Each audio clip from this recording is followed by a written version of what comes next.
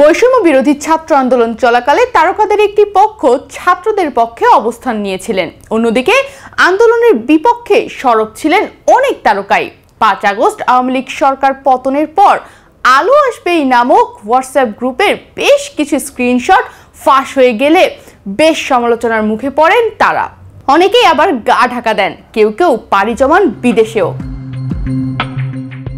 পাশাপাশি হোয়াটসঅ্যাপ গ্রুপটিতে ছিলেন সোহানা সাবা, অরুণা বিশ্বাস, সাবেক এমপি ফেরদৌস, রিয়াজ আহমেদ, সুবর্ণা মোস্তফা, আজিজুল হাকিম, স্বাগতা, বদরুল আনাম সৌদ, শমী কায়সার, আসনা হাবিব ভাবনা, জ্যোতিকা জ্যোতি, শামিমা তুষ্টি, উর্মিলা, মামুনুর রশিদ, নুনা আফরোজ, রোকেয়া প্রাচী সহ আরো অনেকেই।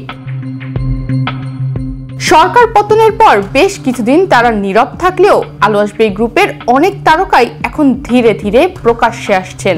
বিভিন্ন অনুষ্ঠানেও বাড়ছে তাদের উপস্থিতি। গরম পানি ঢালার মতো পরামর্শদাতা হিসেবে ব্যাপক সমালোচিত অরুণা বিশ্বাস নিজেও এখন অবস্থান করছেন বিদেশে। গোপনে কখন দেশ ছেড়ে কানাডা পালিয়েছিলেন তাও কেউ জানে না। এদিকে সরকার পতনের আগে থেকেই যুক্তরাষ্ট্রে অবস্থান করছেন ডিগবাজি খাওয়া অভিনেতা জায়েদ খান। শোনা যাচ্ছে যুক্ত হচ্ছে নতুন পেশায়।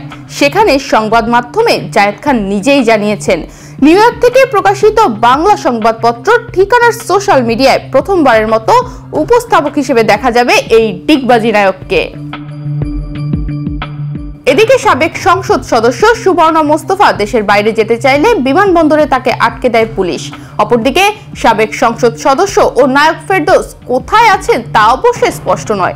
সূত্র বলছে তিনি ভারতে অবস্থান করছেন, আবার অন্য একটি সূত্র বলছে তিনি দেশেই আছেন। ৫ আগস্টের পর শিল্পকলার পরিচালকের পদও হারিয়েছেন আওয়ামী লীগের রাজনীতিতে সক্রিয় অভিনেত্রী জ্যোতিকা জ্যোতি। জনসম্মুখে দেখা না গেলেও অনলাইনে বেশ সরব এই অভিনেত্রী। আলো আসবে গ্রুপের আরেক সদস্য সোহানা সাবা, ধারণা করা হচ্ছে তিনি দেশের বাইরে অবস্থান করছেন। তবে সোশ্যাল মিডিয়ায় তার যোগব্যায়ামের ভিডিওর মাধ্যমে বেশ সক্রিয় তিনি। এছাড়াও চিত্রনায়ক সাইমন সাদিক নিয়মিত সোশ্যাল মিডিয়ায় পোস্ট করলেও বর্তমানে তিনি আছেন যুক্তরাষ্ট্রে।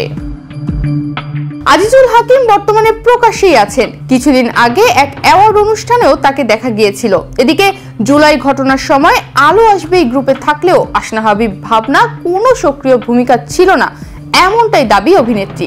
সেই দাবিতে কোথাও না পালিয়ে গিয়ে বর্তমানে প্রকাশ্যেই আছেন তিনি।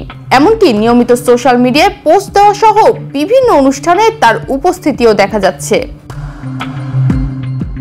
আলো আসবেই নামটা যতটা না সুন্দর, গ্রুপটা ততটাই অন্ধকারে পরিপূর্ণ।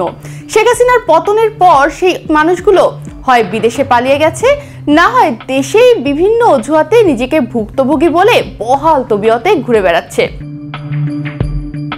তনিমা রহমান, বাংলাদেশ প্রতিদিন।